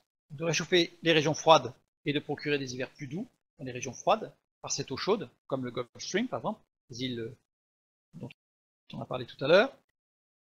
Et en apportant des eaux froides du nord dans les zones tropicales, elle évite un réchauffement trop important des eaux chaudes. En fait, elle régule. C'est un thermostat géant, ce courant. Les eaux pondèrent de façon importante le climat par des conditions propres, par quelque chose qui leur est propre, le courant océanique. Il y a un autre passage, j'en profite rapidement pour en parler, on va le voir, c'est notre petite histoire. En 1855, un officier de la marine américaine, Matthew Fontaine Maury, publie son ouvrage Physical Geography of the Sea. Cet homme, c'est un officier de la United States Navy qui a grandement influencé l'astronomie, l'océanographie, la météorologie et la géologie moderne grâce à ses observations. C'est un homme très important pour la climatologie. Également, il a été un cartographe, un auteur et un historien qui a tenté d'enrayer l'esclavage. Donc il avait des choses bonnes dans sa vie, que scientifique. Pas que scientifique, c'est pas bon, hein, mais il avait aussi d'autres aspects. Et il a écrit beaucoup de manuels pour les enfants. Ce que les livres ne vous disent pas et ne diront jamais, c'est que cet homme était un chrétien convaincu de la valeur de la Bible. Et en fait, un jour, c'est lui-même qui l'écrit, hein, il lut le psaume 8, et en particulier le verset 8, qui capta son attention. Et voilà le psaume 8. Les oiseaux du ciel et les poissons de la mer, tout ce qui parcourt les sentiers des mers. Puisque la Bible affirmait qu'il y a des sentiers dans les mers, il a recherché ces sentiers et les a mis en évidence. Et on l'a appelé l'éclaireur de la mer, le père de l'océanographie et de la météorologie marine moderne, et le scientifique de la mer. C'est lui, en s'appuyant sur la Bible, qui a fait des découvertes scientifiques extrêmement importantes, puisqu'à partir de là, toutes les techniques de navigation ont forcément utilisé les cartographies marines des courants, qu'il a mis en évidence. Alors il n'a pas mis en évidence le courant, la circulation océanique dont on vient de parler, puisqu'évidemment elle est à 3000 mètres de fond. Mais il a mis 6 courants, j'aurais pu mettre une carte, 6 courants mondiaux qui sont très très importants, qui sont en circulaire, et qui permettent aux navigants en fait, d'utiliser ces courants, comme les avions dans les airs qui vont utiliser les jet streams, donc les vents de très haute altitude, à 10 000 mètres, qui font plusieurs milliers de kilomètres heure, ils vont les utiliser, là c'était les marins pour le courant. Petite parenthèse. On a répondu à 2 des 3 questions, il en reste une. Les variations de pression atmosphérique se font par les eaux. Regardons le cycle du CO2 sur la Terre, puisqu'on nous parle du CO2. On va revenir au CO2. On a un apport de CO2 dans l'atmosphère par le dégazage de la Terre solide, c'est-à-dire les volcans et les dorsales. Donc on a la Terre qui dégage du gaz, du CO2, mais il n'y a pas que du CO2. Là on parle du CO2, mais il y a aussi du méthane, il y a des autres choses. Par exemple, l'hydrate de méthane, par exemple, dans le triangle des Bermudes, on a trouvé en fait ce qui se passait, pourquoi il y avait tant de disparitions d'avions, de bateaux mystérieuses dans le triangle des Bermudes. On sait aujourd'hui que c'est parce qu'à cet endroit-là, il y a des réserves d'hydrate de méthane, c'est-à-dire du méthane qui est congelé, qui est prisonnier de glace, et qui est compressé à 400 fois son volume.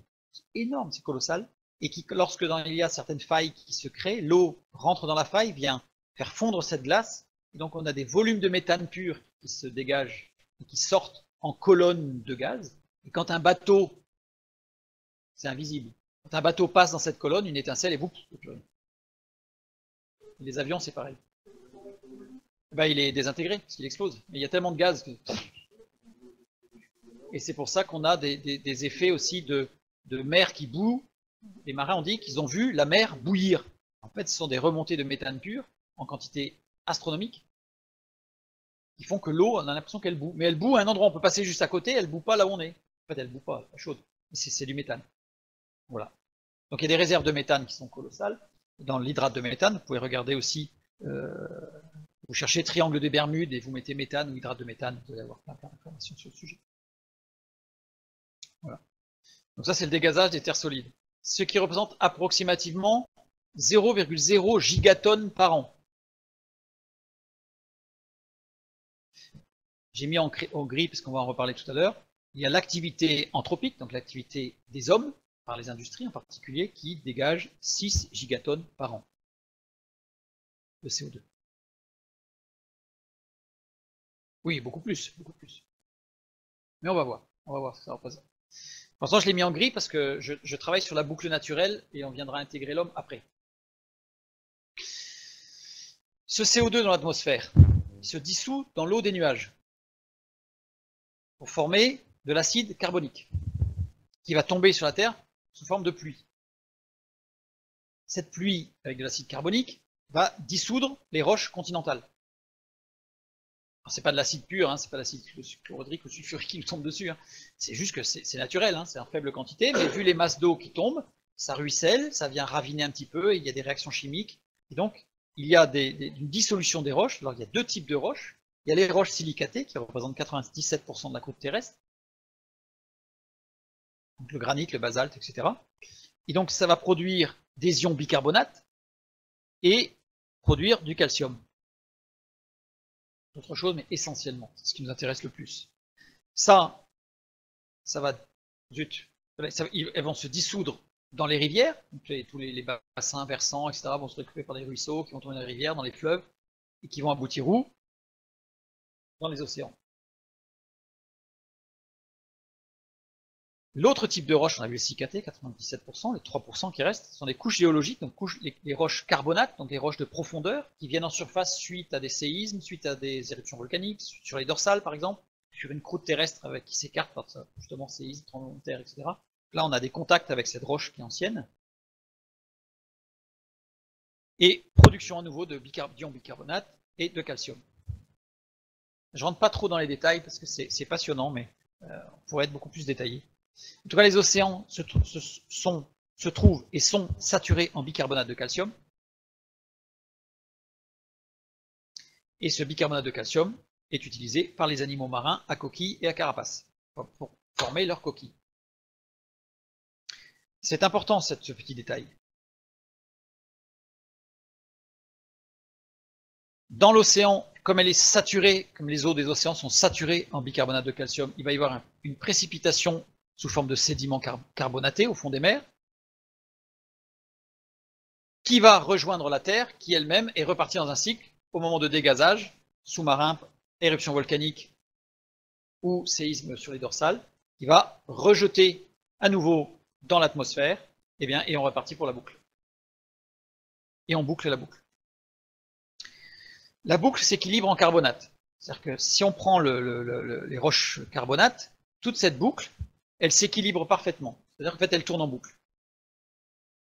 Et elle s'autosuffit, sans problème.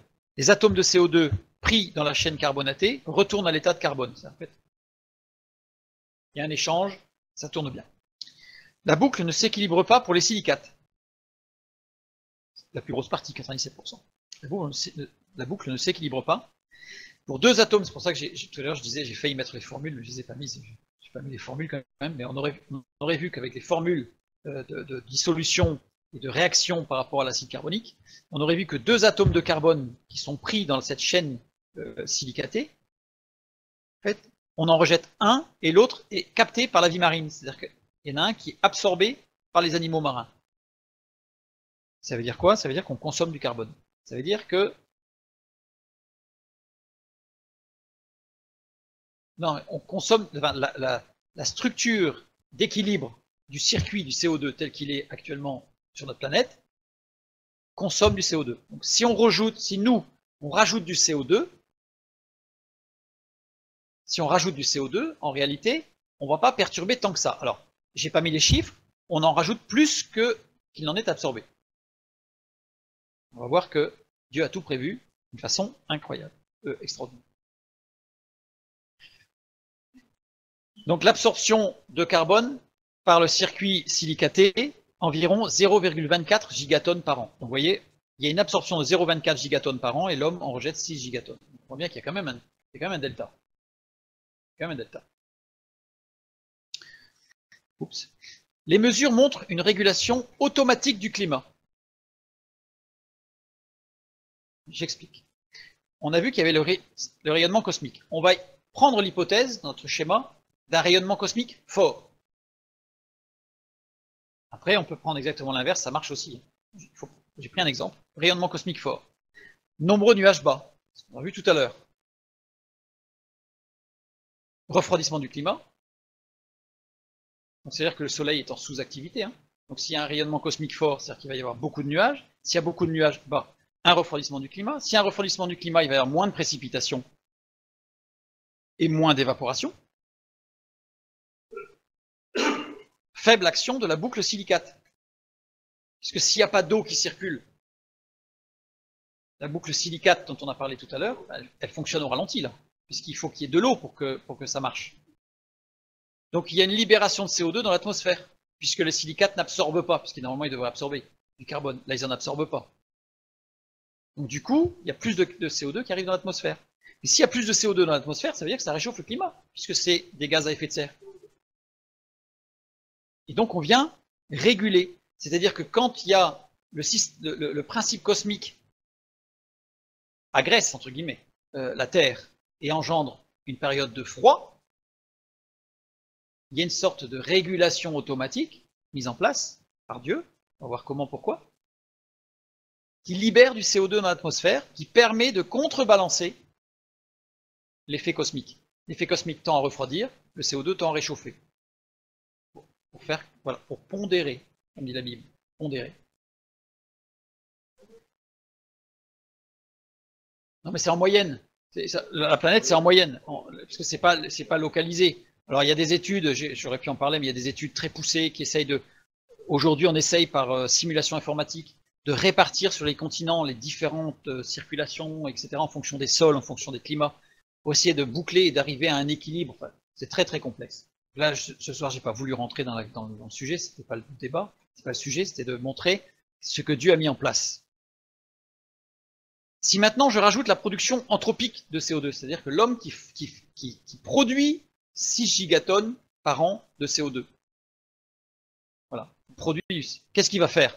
Il va augmenter les effets du rayonnement cosmique, puisqu'il augmente les aérosols, donc il augmente les effets du rayonnement cosmique. S'il augmente les effets du rayonnement cosmique, qu'est-ce qu'il fait? Il va augmenter les nuages bas. S'il augmente les nuages bas, qu'est-ce qu'il va faire? Il va refroidir le climat. Donc ça veut dire que si on dégage du CO2, on ne va pas vers un réchauffement, on va aller vers un refroidissement. Je vais à l'envers là. On va le voir juste après. Donc ça mais si jamais je refroidis le climat, la chaîne silicatée va se réduire, et donc, en fait, il y a un équilibre. Mais maintenant, si tout d'un coup le Soleil se met à rayonner beaucoup plus fort, il va y avoir beaucoup moins de rayonnement cosmique. Donc il va y avoir moins de nuages bas. Donc il va y avoir un réchauffement climatique. Mais à ce moment-là, il va y avoir beaucoup plus de silicates par précipitation. Vous voyez l'équilibre, la pondération? Et nous, là-dedans, au niveau du CO2, on intervient à 0,0001%.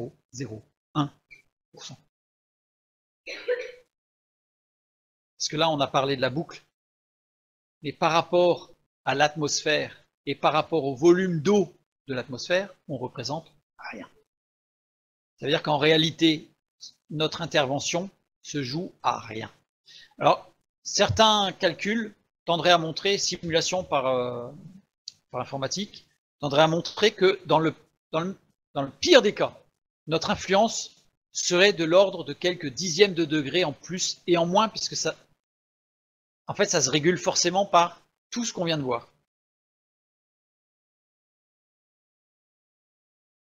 Les variations de pression atmosphérique se font par les eaux, c'est ce que nous dit la Bible. Les eaux, on les retrouve où les eaux? Les précipitations, l'évaporation océanique. En fait, qu'est-ce qui fait que ça pondère? Alors, on a les rayonnements cosmiques, le soleil, c'est ce que nous dit la Bible, les étoiles, le soleil qui nous protège du rayonnement cosmique, on a les étoiles, on a le courant marin qui permet de répartir au niveau mondial les températures, pour pas qu'il y ait des endroits qui soient vraiment des canicules abominables et d'autres endroits qui soient des froids insupportables pour la nature. Ça régule un tant soit peu, de façon lente, ça régule. Là, c'est de la pondération à long terme. Et on a de la pondération à moyen terme, je ne peux pas dire court terme, ce serait exagéré. Le court terme, c'est les rayonnements cosmiques. Mais le moyen terme, c'est justement tout ce système de colonnes de pression atmosphérique, parce que quand il y a des nuages bas qui sont chargés, on a quoi?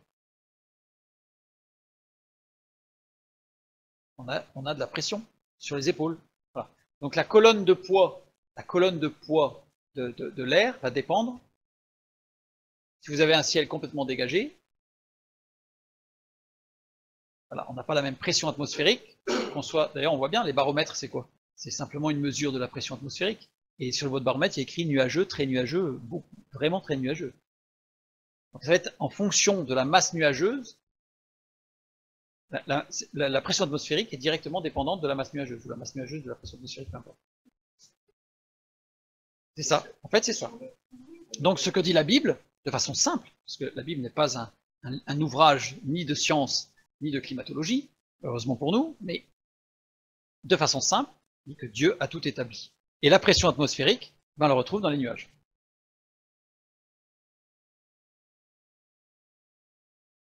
J'ai presque terminé. Les études sur l'autorégulation du climat amènent des remarques intéressantes. C'est-à-dire que, en compulsant et en lisant les différentes études qui ont été menées sur l'autorégulation du climat, j'ai lu des choses très intéressantes. Voilà ce qui est dit. Si on imagine un continent unique, regroupant toutes les terres émergées, donc on imagine un immense continent, donc ils se sont amusés au niveau simulation. En fait, d'où ça vient, c'est qu'ils ne se sont pas amusés. C'est que, étant donné la théorie de la tectonique des plaques, ils ont essayé de voir l'évolution des climats en partant du fait qu'il y a, alors pour eux, plusieurs millions d'années, un seul continent. Et ils ont fait des simulations à différentes périodes où le continent s'est écarté. Donc ils ont une simulation avec un continent unique. Et voilà ce qui ressort.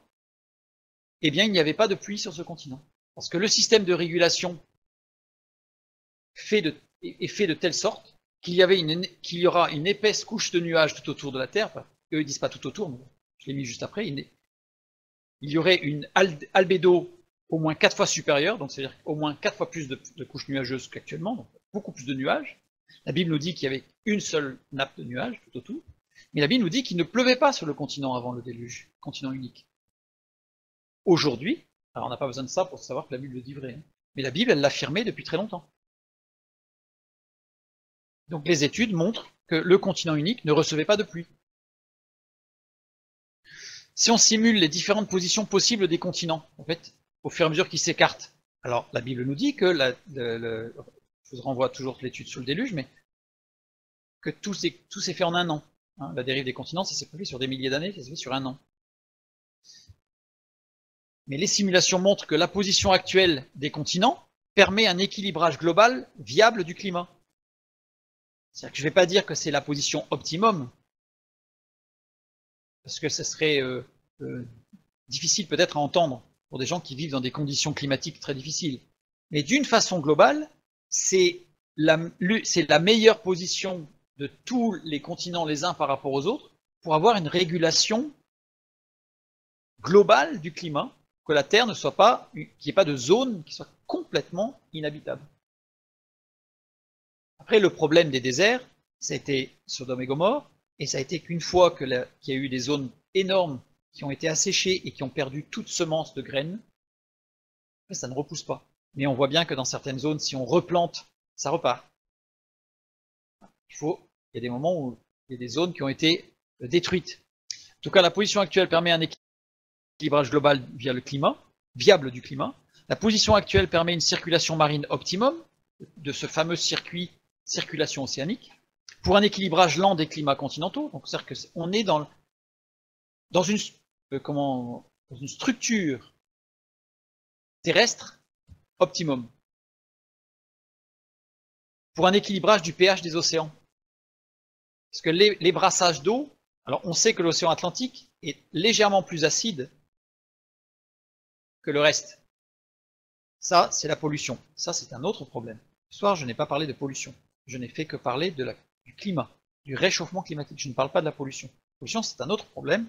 Ou polluer, c'est clair que là, par contre, là, l'homme, il est très actif dans la pollution. Ça, c'est clair. Petite parenthèse, dans le livre de Deutéronome, il est déjà expliqué comment l'homme doit vivre, construire des villes et appliquer des règles simples. Et si on avait appliqué ces règles simples, on sait aujourd'hui qu'il n'y aurait pas eu de problème de pollution, dans le sens où les villes devaient compter au maximum 20 000 habitants. 20 000 habitants dans un diamètre pour avoir des habitations, je ne sais plus les données, mais qui est donné. Ensuite, il devait y avoir ce qu'on appelait une ceinture verte avec des arbres qui faisaient une certaine dimension, et ensuite, il y avait les champs cultivés qui étaient après. Si on sait aujourd'hui que si on applique ça, la ceinture verte et les champs cultivés absorbent la pollution de la ville des 20 000 habitants. Donc on arrive dans un auto-équilibre local. L'homme n'a pas fait ça, l'homme en a fait qu'à sa tête. Résultat, il y a la pollution, mais ça c'est un autre problème. Une question d'actualité demeure. L'impact de l'activité humaine sur le réchauffement climatique, puisqu'on en parle, je dirais presque, pas si c'est pas tous les jours, toutes les semaines. Donc, quid? Alors, j'aurais pu parler toute la soirée là-dessus. J'ai fait exprès de vraiment parler ce que dit la parole de Dieu, ce que dit la Bible sur le sujet. D'ailleurs, juste avant de continuer, je fais une petite parenthèse. Au même titre que nous avons étudié que, comment dire, Dieu a tout prévu puisqu'il est souverain. Est-ce que vous pensez que Dieu n'avait pas prévu le déluge? Bien sûr qu'il avait prévu le déluge. Et non seulement il avait prévu le déluge, mais il avait déjà prévu tout l'équilibrage climatologique pour que l'homme puisse vivre. L'homme puisse vivre sur la terre. Donc, tout était prévu d'avance. La preuve, c'est pas fait au hasard, c'est pas du tout le hasard. La répartition des continents telle qu'elle est aujourd'hui permet un optimum pour la vie sur Terre. Dieu est bon. Donc je reviens sur le CO2. On a vu que le CO2 représentait 0,036% de l'atmosphère. C'est pas beaucoup, hein. On n'est pas à 1%, on est à 0,036%. Le CO2 anthropique, généré par l'homme, il est à 0,001% de l'atmosphère.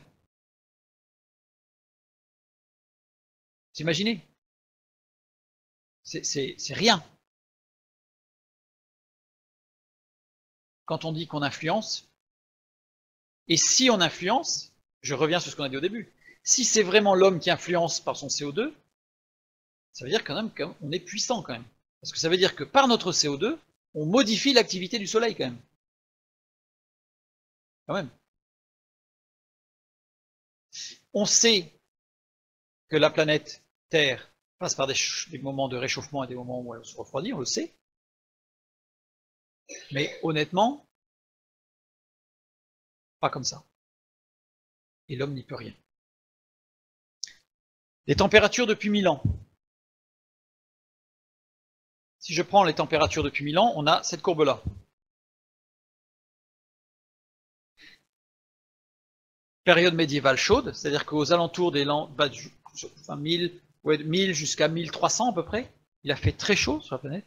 C'était la période des constructions des cathédrales, c'était la période faste du Moyen-Âge. En fait, en moyenne, il faisait 3 degrés, je crois. 3 ou 4 degrés de plus qu'actuellement. Comment on peut le savoir? Je vais y venir juste après, c'est intéressant. Et ensuite, il y a une période de froid qu'on appelle le petit âge de glace, qui se termine quasiment à la Révolution française. Puisque la Révolution française a été impulsée surtout justement par des vagues de grand froid, puisque en 1787 et en 1788, il a fait très très froid, la Seine était gelée, La rade de Brest était gelée. Il a fait moins 30 pendant plus d'un mois. Les gens mouraient parce qu'en fait, il n'y avait pas de chauffage central, donc les gens mouraient gelés, congelés. D'autres mouraient asphyxiés parce que le seul moyen qu'ils servaient à trouver, c'était de dormir dans les tas de fumier qui fermentaient, donc étaient chauds, mais ils étaient asphyxiés par les gaz qui sortaient des tas de fumier. Et donc, il n'y avait plus de récolte depuis 2 ans, parce qu'il a fait tellement froid que rien ne poussait, la terre était dure. Bref, ça a été un énorme coup de pouce à la Révolution. Voilà. Et ça, c'est la fin de qu'on appelle le petit âge de glace. 1789. Donc aujourd'hui, voilà, on en est là.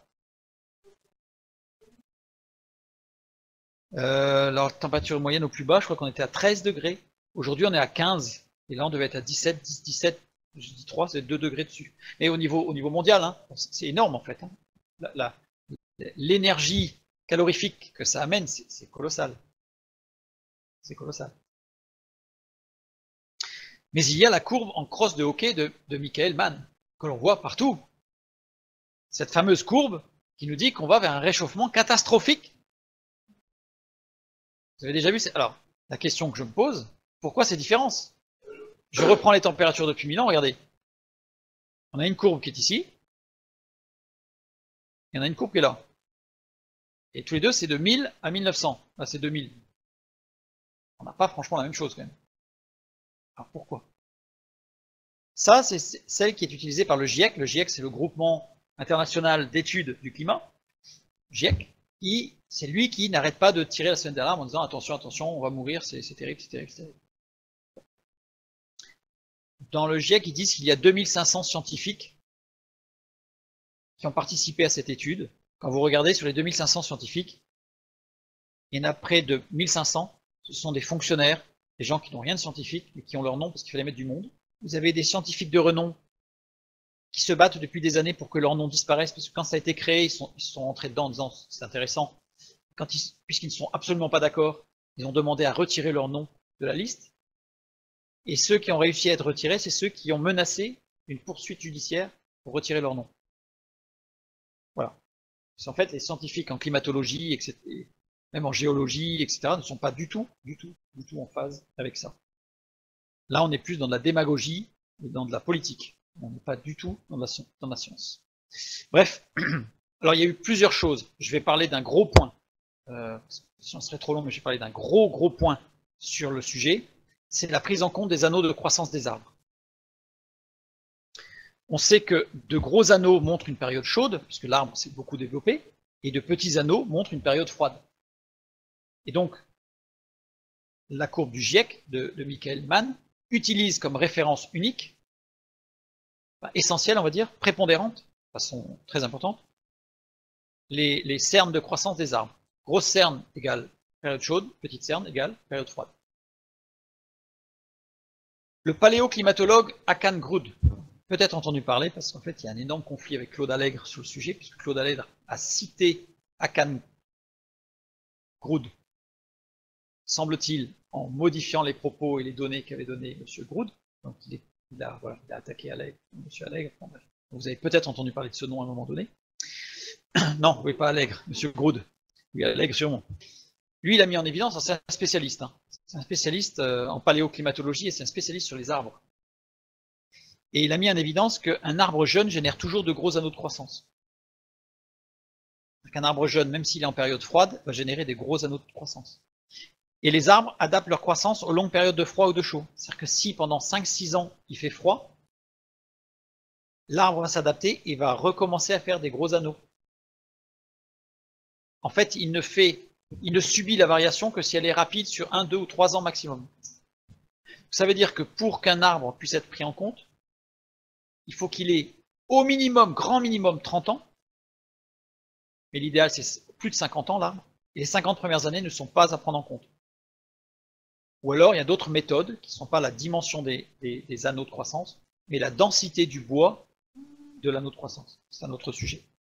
C'est une autre étude. Mais c'est ce qu'a fait M. Grud. Et quand on prend la densité, on obtient cette courbe-là, sachant que cette courbe a été faite non seulement par la densité des anneaux, des anneaux de croissance des arbres, mais aussi par les productions des vignes dans les différents pays, des fruits. Ils ont pris au Moyen-Âge le cours, les cours du raisin, le cours des pommes, pour de toutes sortes d'alimentations, du blé, etc., pour regarder en fonction du cours. Il savait s'il y avait beaucoup de production ou pas, donc c'est un travail énorme, c'est un travail sur 40 ans. Je ne sais plus le nom de ce monsieur, un historien, qui a travaillé pendant 40 ans rien que là-dessus. Pour recouper les informations pour arriver à cette courbe qui est très représentative de ce que les gens ont vécu. Par contre, on a la courbe de Michael Mann qui a été faite, elle, en 2-3 ans, en prenant des considérations complètement utopiques, avec des marges de tolérance qui flirtent avec les 100%. Là, c'est voilà. Et comme ils n'arrivaient pas à ça, ils ont fini leur paragraphe en disant « Et on a ajusté la courbe en fonction des considérations volcaniques et météorologiques. » En fait, si il y avait eu un ouragan, s'il y avait eu un cyclone, alors pour savoir s'il y avait un ouragan en 1850 et quel avait été l'impact de l'ouragan, c'est un peu plus compliqué. Donc voilà, donc ça montre que c'est absolument pas fiable. Et en plus, le dernier point, c'est que cette partie en rouge qui montre que ça part en flèche, eh bien cette partie rouge là, ce n'est qu'une extrapolation. C'est-à-dire qu'en fait, ils sont partis sur ce qui a été relevé, c'est la partie bleue, donc qui redescend. Et ils ont dit, si on extrapole, ça monte. Cette courbe s'arrête, les mesures en bleu s'arrêtent en 1998. On n'a qu'un seul laboratoire qui nous permet d'avoir des données jusqu'en 2010, je crois, ou 2008. C'est le laboratoire des Pays-Bas, parce que c'est le seul pays au monde qui publie très rapidement les données climatologiques relevées dans leur centre d'études. Et eux montrent que la température depuis 1998 descend. Elle baisse. Voilà. Donc, faisons confiance à la parole de Dieu.